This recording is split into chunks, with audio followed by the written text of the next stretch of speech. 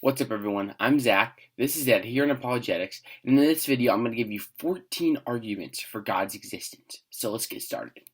I just want to be clear that these arguments don't prove that God exists, at least in an empirical way. But we have to understand that there are two plausible universes. Either a universe in which God exists, or a universe in which God does not exist. There is no middle ground here.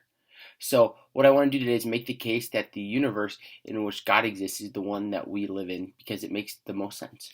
The argument from Contingency. Everything that exists has an explanation of its existence. The universe exists and therefore has an explanation of its existence. Therefore, the explanation of the universe's existence is God. The Kalam Cosmological argument. Whatever exists has a cause. The universe began to exist. Therefore, the universe has a cause. The moral argument. If God does not exist, objective moral values and duties do not exist. Objective moral values and duties do exist. Therefore, God exists. The fine-tuning argument. Every design has a designer. The universe seems to be fine-tuned for life to exist. The universe has a designer. The argument from possibility. It is possible that a maximally great being exists.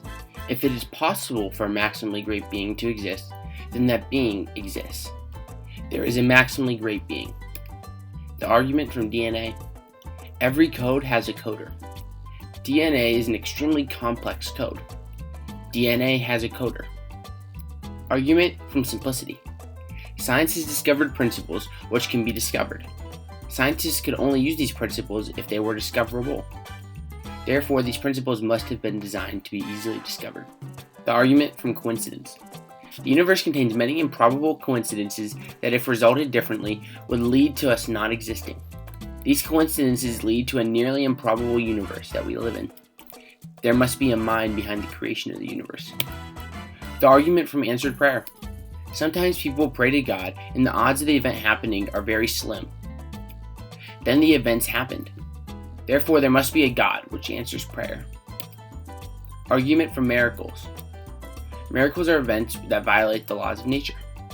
Events occur which violate the laws of nature. There must be a being outside the laws of nature. The argument from consciousness. It is a fact that consciousness exists. The fact of consciousness can only be explained in a theistic framework. Therefore, God exists. The argument from post-death experience. There is evidence that people survive after death in post-death experiences. Therefore, there must be an immaterial soul that survives after death. Therefore, God exists. The argument from personal experience. There are personal experiences in which things occur that cannot be supernaturally explained. Therefore, there must be a force outside nature causing these experiences. Therefore, God exists. The abundance of arguments argument. There are many good arguments for God's existence. Therefore, God exists. So there are 14 arguments for the existence of God. I plan on going deeper into these arguments in separate videos in the future, but for now, I wanted to give you a brief overview. So thank you for listening, and remember, big questions need good answers.